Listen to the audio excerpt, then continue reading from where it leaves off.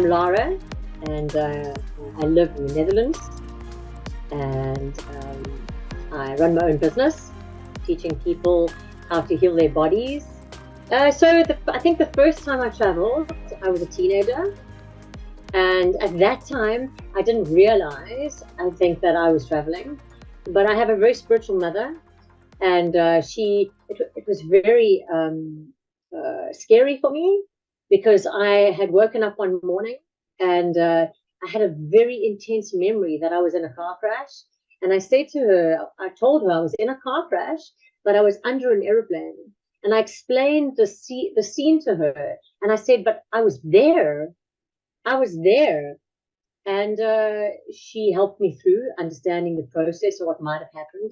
And then the following evening, she saw a news clipping from an American airline that had crashed into a highway where there were 5 lanes. Now, where I'm from in Africa, we didn't have 5 lanes. So when we saw it, she saw it and I saw it, we both realized, oh, that's where I was. And then from that time on, I started having premonition dreams about friends, things happening, and it got scary. And so I stopped it happening for myself. Yeah. And then picked it up again, I think in my late 20s, when my spiritual nature started coming back, and I started realizing that this was my path on earth, to be a spiritual being, a light being, or to maybe acknowledge that I was. And then it came back again, and so it continued. Well, it wasn't such a big thing for me because both of my parents were really spiritual. So my bedtime stories were about the souls leaving the body and the adventures they would have.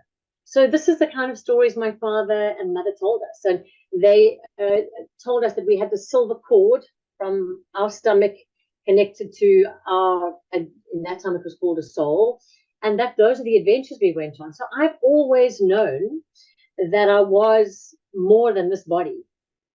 But only when I started traveling later in life did I really understand the concept more maturely, maybe, than when I was a teenager, that this is not me.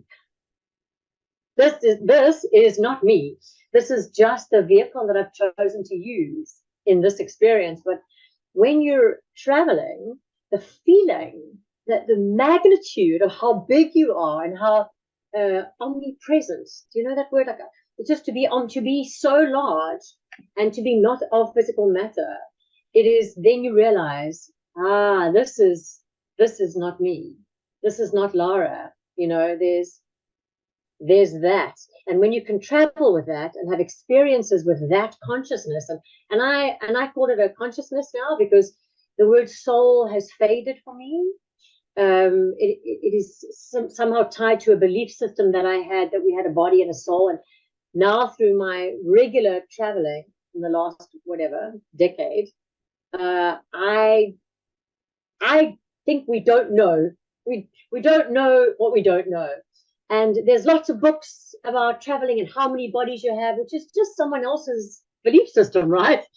So if you ask me, I can tell you how many dimensions I've been to and how many places, but I don't want to indoctrinate my belief system around traveling on what somebody else has taught me to leave. You have this body, you have that body, you have that body. I rather want to feel it for myself. Does that make sense? Well, I have to be lying down on my back. I can't do it on my side. So I lie on my back with my arms and legs uncrossed, and I go into a very deep knowingness of this physical body not being what I'm conscious of. So where is my light body? Where is it? And I find it by clearing my mind. It is, in my experience, not a thinking thing. Traveling is not a thinking thing. And when I'm out of my body, I am not thinking. It is like my mind is left behind. It's like my mind is part of another body. It's not in this space. So I relax, and then I test by raising my arms. And then as I raise my arm, my arm, I can feel if my hand is still touching my leg. And if it's still touching my leg, then I know I'm not moving my physical body, I'm moving another body. And that's how I then lift. And then there's two different types of travels. Can I explain that now? It feels right. So the one is when I'm lifting out of my body and I'm in my room. And when I tend to do that, it tends to be very much housebound. From that, I don't seem to be able to fly to the other side of the world. But then there's a different kind of travel, which is in a deeper state for me. When I am not present at the moment that I leave. I can feel myself leaving through my chest, but then I am already where I need to be, wherever it is, flying over the sea or in different dimensions or different parts of this world. I don't know, Dennis.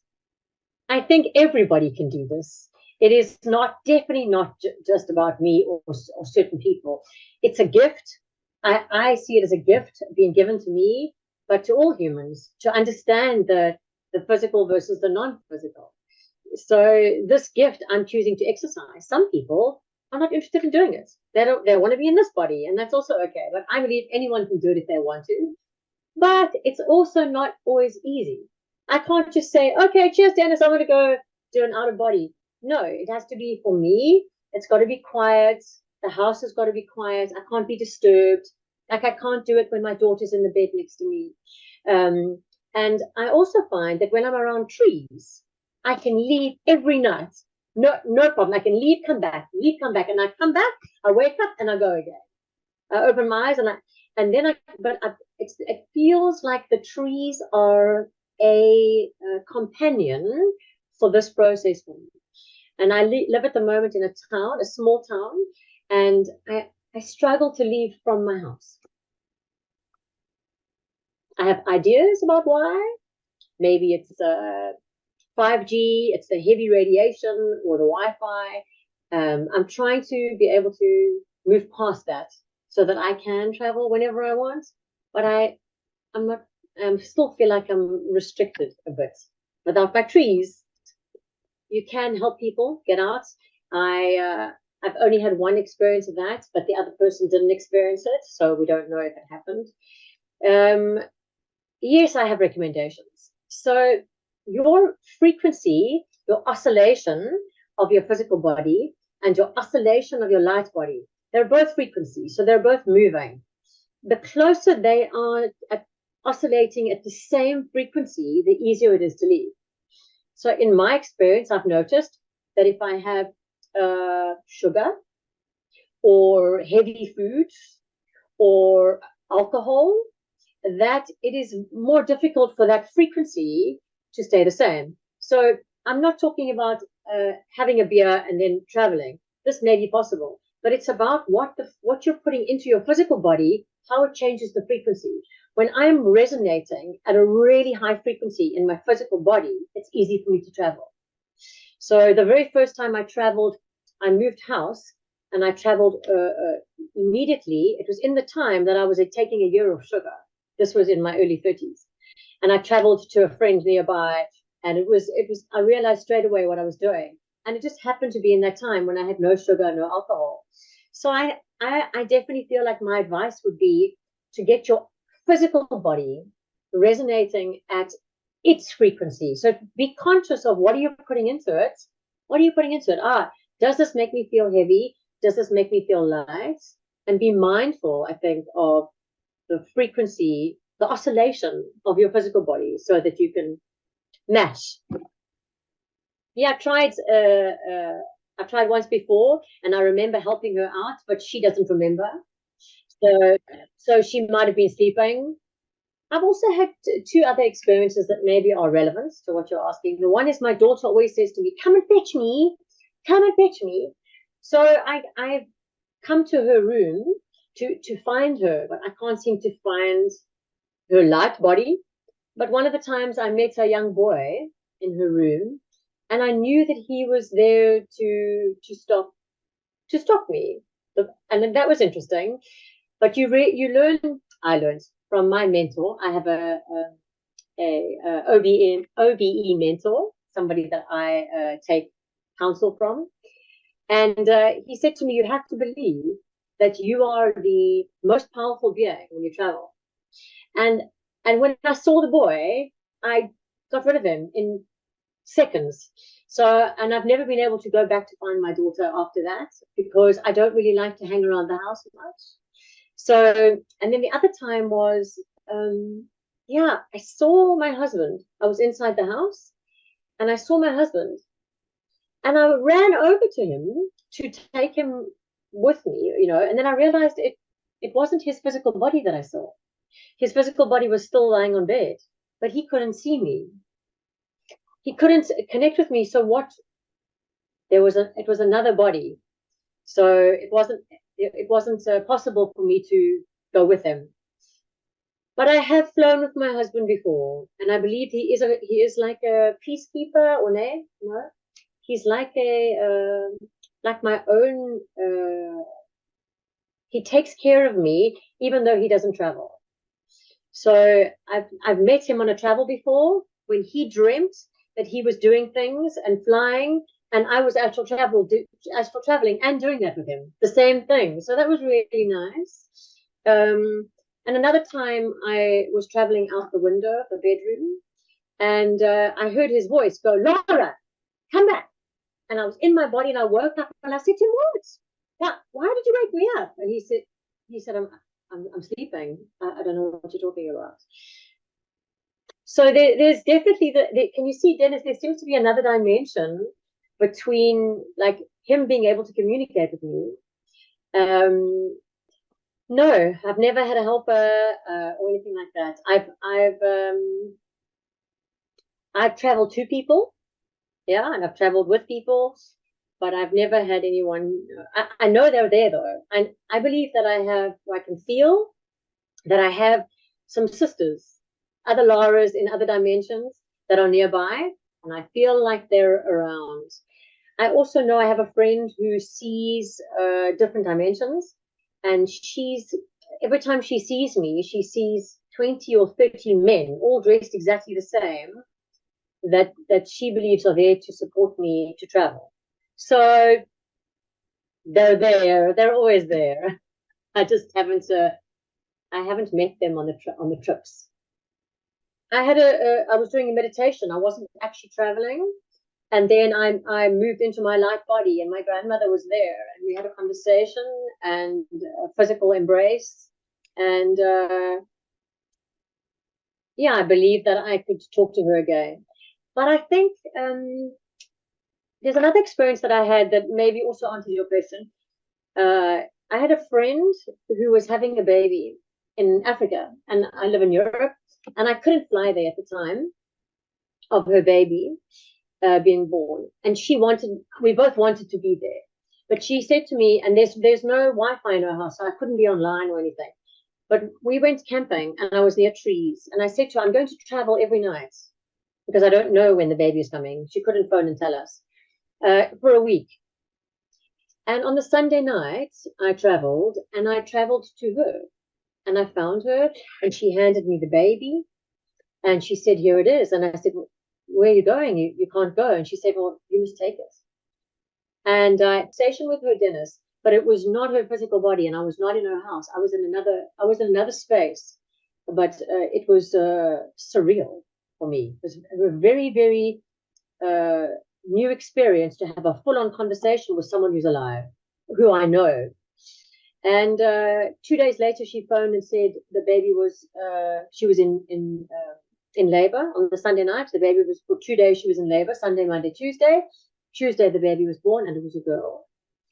2 days later, but she said that she died.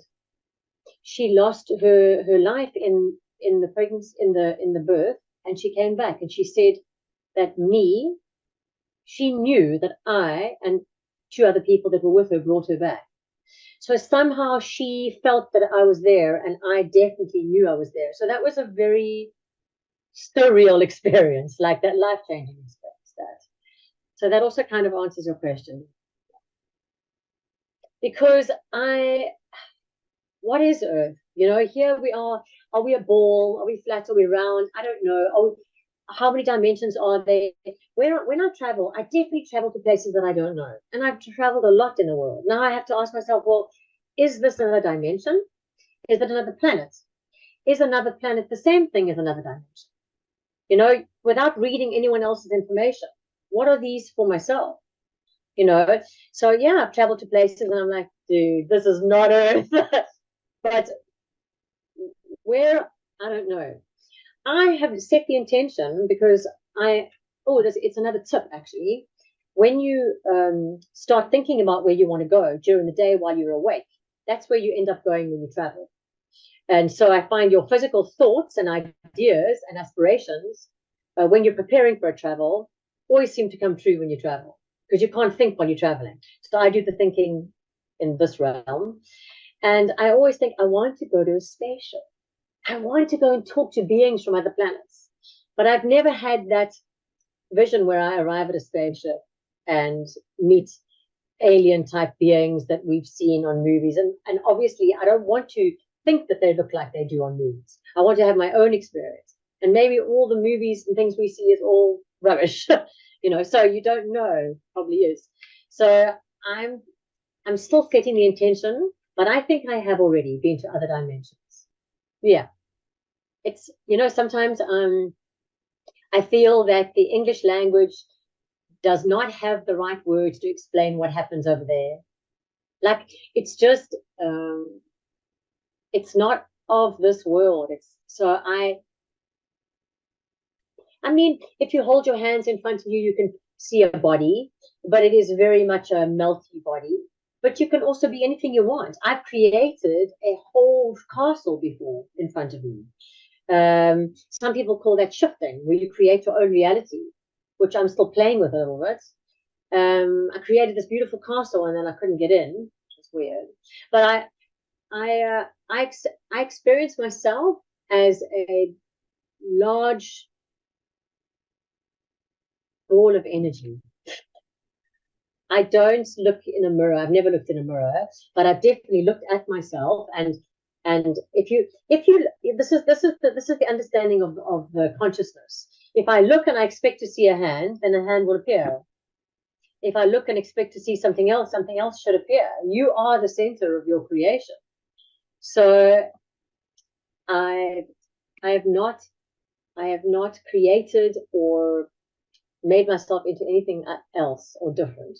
No, just like a big ball of light, I guess.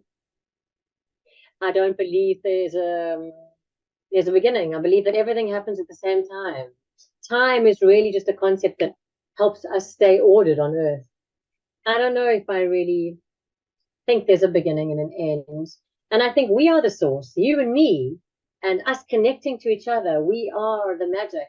We are the source. We are the love. We are everything. Let's say, yeah, we are all lights and we're all connected. Well, that's now I understand. When I'm in the other worlds, wherever they are, I feel that connectedness that you don't always feel here. And you can see it too. You can see and feel everything seems to have like a yellowy glow, not a glow, like a tinge to it. In that world, not always, but often. So it's like the oneness is not just people, it's everything. It's so hard to find the words sometimes, Dennis. It's like Avatar. Do you see Avatar? When they stand on the earth, they light up the earth, like everything is connected, and the way they connect to the trees, like it feels more like that. Well, I don't ever have to prove that because I know when I'm dreaming and when I'm traveling, because traveling is a set arrangement with myself. So I just know. I don't ever have to prove that to myself. I mean, I've woken up a friend in South Africa once. I flew there and woke her up, and she didn't know I was there, but I did, and I phoned her and the next day, and that kind of thing happens. But I don't ever ask myself the question, is it real or is it imagination? Because I can tell the difference between a travel and a dream. Yeah, because the one I'm awake and the one I'm sleeping. But I did it by accident one day. I didn't try and do it, but I pushed an alarm button with my consciousness, my light body. I was traveling, and I traveled downstairs to the kitchen to push an alarm button. We were living in South Africa, and my husband wasn't there. And then he phoned, and there was something going on. I obviously, my light body knew that he needed to come home, and I was sleeping with my daughter. So when he got there, I said to him, yeah, I pushed the button, but I never left the bed. So, and then when I push the button, he gets a call, he gets a sign, like an alarm, and then he knows to come home. So it's like a security button. And so that happened. Yeah.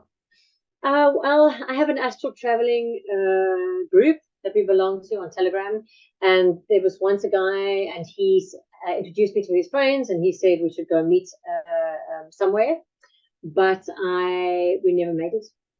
Yeah, so I've never tried. I don't know a lot of people that travel, and the groups that I have found, no one is really traveling that easily and that regularly. So it's not that easy to organize. So if there is anybody that does travel regularly and easily that could do that, I think, your state of being in this physical realm is directly related to your state of being in that realm. If you are scared and expect things, they will happen. It's just like you create your own reality in this world. It's the same there. So I'm very trusting. I didn't travel when I was pregnant or during my daughter's first few years. I definitely not consciously. I think we're all half asleep when your children are born. But when she got to an age where she understood what was, the children are so easy because they believe everything. So them life is magical. So she was just like, oh, this is something mommy can do, which was so great. And she always wants to come with me, or still does. My husband has been a great supporter. When I do travel and I wake up in the morning, they're like, oh, tell us all about it. And then I tell them the adventures. And that's when I started actually recording it, because I you don't always remember everything. And my husband, I think, suggested that I record it and just keep the voice notes. And I started doing that when I feel like it. So they're incredibly supportive. My parents have, obviously they both know, and they both have astral traveled in their life, but it is not something either of them do anymore. My father doesn't want to do that anymore. He's moved to a different way of being now. And my mother, I think she's traveled, but she doesn't like to talk about it. So I've never really got an understanding from her of any intimate experiences. But I know that they both have done. So it's easy for them to accept what I do. Oh, so that reminds me of a great travel that I had once. We have a little dog, and it's my daughter's dog. And I was traveling from with the trees from our caravan, and she was sleeping with us in the caravan. And I wanted to, that intention for that travel is I wanted to see how far I could go in the universe. If I just went straight up, how far I would go. And I wanted to then go into outer space and see what would happen, because I really want to meet, other beings. So I went up, and I looked down, I could feel something was coming, and I looked down, and there she was, and I saw her in dog form. And she was flying up towards me, and she jumped into my arms, which was strange because I didn't know I don't know what she was doing in that world. So and then I caught her, and then we went up together, and I hit something and couldn't go further. Then I went back, and from that travel, I just found myself bouncing back again, not being able to go further, and went to go and find my friend, who I did. So that's the only animal connection I've had, and I found that really strange because I never expected to see her in her living state in that world, and I can't explain it either. When I had that experience with my friend when she was giving birth, I realized that I had this ability to communicate with her. And this is kind of unique in that world, to communicate with a living person when they are not astral traveling with words. That was quite unique.